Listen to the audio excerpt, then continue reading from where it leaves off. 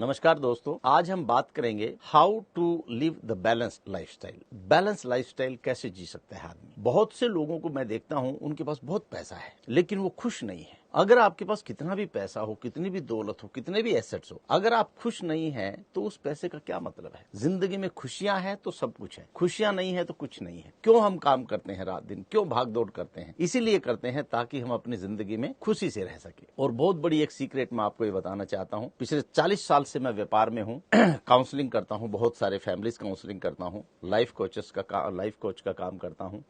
मैंने देखा है कि जितने भी खुश लोग हैं, हैप्पी जो लोग हैं, उनका सबसे बड़ा सीक्रेट ये है कि उनको रिलेशनशिप रखना आता है अच्छे से। They know exactly how to maintain the relationship, चाहे वो पेरेंट्स के साथ है, चाहे वो वाइफ के साथ है, या बच्चों के साथ है, या सिबलिंग के साथ है, या अपने दोस्तों के साथ है, किसी के साथ भी है। अगर आपने सीख लिया कि मुझे अपने रिलेशनशिप को कैसे इंटैक्ट रखना है, कैसे बचा के रखना है, आप जिंदगी में खुश रह सकते हो। मैं बहुत लोगों को जानता हूं, आजकल बहुत से यंगस्टर्स काउंसलिंग के लिए आते हैं, बोलते हैं हम 2 साल 4 साल से लिव इन रिलेशनशिप में रह रहे हैं और एकदम पता नहीं क्या धमाका हो गया है, they don't want to see each other face. ऐसा क्यों होता है? उनको रिलेशनशिप संभाल के रखना नहीं आता है। कैसे रिलेशनशिप को संभाल के रखें? आपको फॉरगिवनेस आना चाहिए, आपको दूसरे की इज्जत करनी चाहिए, आपको दूसरे को अंडरस्टैंड करना चाहिए, आपके अंदर ग्रेटिट्यूड होना चाहिए।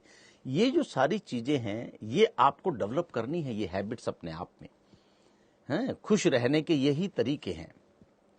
ज्यादातर लोग लोगों की गलतियां ढूंढते रहते हैं, उनकी अच्छाइयों की तरफ ध्यान नहीं देते हैं, तो उससे कुछ नहीं हो सकता है। You can never be happy with that. It's a wasting of your time and energy both. अगर हमको जिंदगी में बैलेंस लाइफस्टाइल जीना है तो हमको अपने जो भी रिश्ते हैं उनको मजबूत बना के रखना है। और आप देखेंगे कि जब मैं कई जगह मेंशन कर चुका हूं कि 2 किताबें आप जरूर पढ़ें, जो भी ये लेक्चर सुन रहे हैं मेरा। एक द पर्सनालिटी प्लस और दूसरी 5 लव लैंग्वेजेस। जब आप ये समझ जाएंगे कि मेरी पर्सनालिटी क्या है और लव लैंग्वेज क्या है और दूसरे लोगों की क्या है, तो आपको बहुत आसान होगा अपने रिलेशनशिप बचा के रखने में। बहुत सी बार कोई बंदा आपको कुछ कर रहा है तो आपको लगता है वो इंटेंशनली कर रहा है, लेकिन वो उसकी पर्सनैलिटी हो सकती है। इसलिए आप अपने आप को स्पेस दो। अगर आप, ज्यादातर लोग क्या कहते हैं कि मैं ये काम कर रहा हूं, पहले मैं ये करता हूं, बाद में कुछ और करूंगा। ऐसा नहीं होता है।